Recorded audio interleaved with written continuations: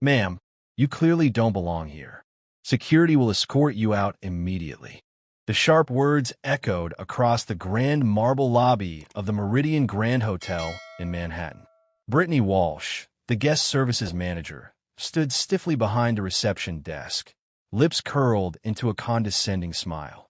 Her target, Diana Carter, a poised black woman in a charcoal gray suit, standing calm with a sleek leather briefcase and the kind of presence that made people take notice that IT wasn't just a hotel disagreement. This was a public humiliation, one being live-streamed by a nearby guest whose phone was already clocking tens of thousands of viewers. I need access to the executive floors, Diana said firmly. The executive floors are for registered guests and approved business personnel, Brittany replied. I am both. Do you have proof? Brittany asked, skepticism dripping from her tone. Diana offered a gleaming black Centurion Amex. Brittany didn't even glance at it. Anyone can carry a card. That's not proof you belong here. Diana slowly pulled out her phone. Can you repeat that? She said, hitting record. Just so I'm clear on why you're denying me access. You're making our guests uncomfortable. Brittany snapped, eyes darting to the camera. This hotel upholds certain standards. Across the lobby, phones were being raised. One guest whispered, Is this really happening? I'd like to speak with your supervisor, Diana said, keeping her tone composed. I'm a supervisor, Brittany replied, smug. Unless you're on the guest list, you need to leave. I have business in conference room, A, 15th floor. Brittany blinked, then sneered. That room's for high-level executives. People who matter. I know, Diana said coolly. A security guard, Marcus, stepped in. Ma'am, if you could just step aside. No, I won't, Diana interrupted. I prefer to speak with someone who understands the consequences of what's happening. Trevor, a younger guard, walked over. What's the issue? This woman says she's got a meeting in conference room, Marcus mumbled. Trevor paused. That's the Carter suite. Brittany stiffened. She's bluffing. But Trevor's expression changed. Wait, what's your name, ma'am? Diana Carter. Silence. Marcus took a step back. Trevor paled. A nearby staffer gasped. The hotel's Carter suite, the most exclusive meeting room in the building. Named after the CEO of the Carter Hospitality Group, Diana's phone rang. Yes, Harold. I'm downstairs. Small delay. I'll be up shortly. She ended the call. Brittany's face turned a shade paler. You're that Diana Carter. Diana simply smiled. Now, about that elevator access? Before anyone could move, James, the assistant general manager, appeared. Miss Carter, the board is waiting.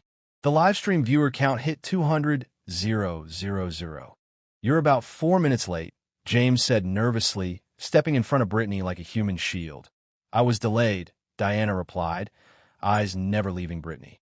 Somebody decided I didn't belong. Ms. Walsh didn't know who you were, James muttered quickly. She didn't need to know. That's the point, Diana said, turning to address the phones still recording. She judged my right to be here by my appearance, not my credentials. Guests stared in stunned silence. Sarah, a young front desk associate, whispered frantically into her headset. Brittany stood frozen, shame washing over her like a tidal wave. Diana turned to James. Preserve all camera footage. Legal will be in touch. I want a list of every staff member who witnessed this and stayed silent. James nodded, his face stricken as Diana stepped toward the elevator. Brittany finally found her voice. Miss Carter, please, I didn't mean. You meant exactly what you said, Diana replied calmly. You just didn't expect it to cost you your job. As the elevator doors began to close, Diana locked eyes with her. By the way, I own this building. The elevator rose in silence. Diana took a deep breath, checked her watch, 3:23 p.m., and read a message from her legal team. Crisis PR, on standby. Lawsuit options being reviewed. HR already alerted. On the 15th floor, the boardroom awaited. The room fell silent when she entered. Harold stood. Diana, what the hell happened downstairs? We have a major liability issue, she said, placing her briefcase on the table. And it's all over the internet. Harold rubbed his temples. Tell me you're exaggerating. I'm not, Diana said. And this might only be the beginning. Outside, Media vans rolled up. Inside, a corporation braced for fallout. Diana Carter stood at the front of the boardroom, her voice calm, but commanding as she outlined the timeline of events. Brittany Walsh's behavior was not only discriminatory, it was systemic, intentional, and in direct violation of our company's policies and the law, she said. Effective immediately, she will be terminated for cause. Already done? Harold, the board chair, asked. As soon as this meeting concludes, Diana replied. James Morrison will receive formal reprimand and additional training. Marcus Thompson will go through mandatory bias training. And Trevor Mills will be terminated for abandoning his post during a critical incident. But personnel actions alone are not enough, she added, clicking to a slide titled Systemic Reform. We must make lasting institutional changes. Diana proposed a bold plan, an anonymous discrimination hotline, AI-powered monitoring in public areas to flag potential incidents, and quarterly bias training for all leadership. The AI system, she explained, would use behavioral pattern recognition, legal, efficient, and proactive. AI cameras? Patricia asked, eyebrows raised. Is it even legal? For identifying trends and red flags? Yes, Diana said. We're not invading privacy. We're protecting dignity. And the cost? Harold asked reluctantly. $2.1 million annually across all our hotels. But one lawsuit from this incident alone could cost more. She paused, then looked out the window where a growing crowd of protesters had gathered. This happened because we trusted people to do better without giving them the tools or oversight to make the right choices. The question isn't whether we can afford this. It's whether we can afford not to. The board voted unanimously in favor. Diana, Harold said, you have full authority. As the meeting ended, Diana's assistant texted her. Brittany Walsh is asking to speak privately. She says she has information. Harold looked uneasy. Handle it however you see fit. I'll deal with it, Diana said, gathering her briefcase. Patricia called after her. Diana, I'm sorry this happened to you. Diana paused. Don't be sorry for me. Be sorry for the customers who didn't have the power to fight back. In the employee break room, Brittany sat, pale and disheveled. Miss Carter, she began shakily, I'm not a racist. I was just doing what I thought the hotel expected, keeping up the right image. Who told you that? Diana asked. My old supervisor, Brittany admitted. She said to be careful about the wrong kind of people accessing premium areas. Diana hit record on her phone. I need you to repeat everything.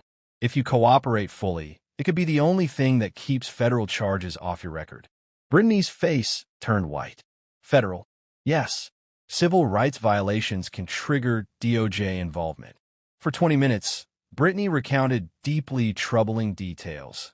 Unspoken dress codes targeting minorities, racial profiling training tactics, performance reviews based on selectivity. Diana recorded every word. When Brittany finished, Diana spoke firmly. You're terminated immediately. You'll receive severance only if you sign a full cooperation agreement. What happens next? Brittany whispered. You write a public apology with no excuses. You cooperate fully. And you hope your remorse is enough to avoid prosecution. Tears streamed down Brittany's face. I really am sorry, Miss Carter. I didn't understand how wrong I was. Diana stood. Your apology is not what matters. What matters is making sure this never happens again. Later that afternoon, Diana faced a packed ballroom filled with reporters. What happened today was wrong. It violated civil rights, company policy, and basic human decency, she began.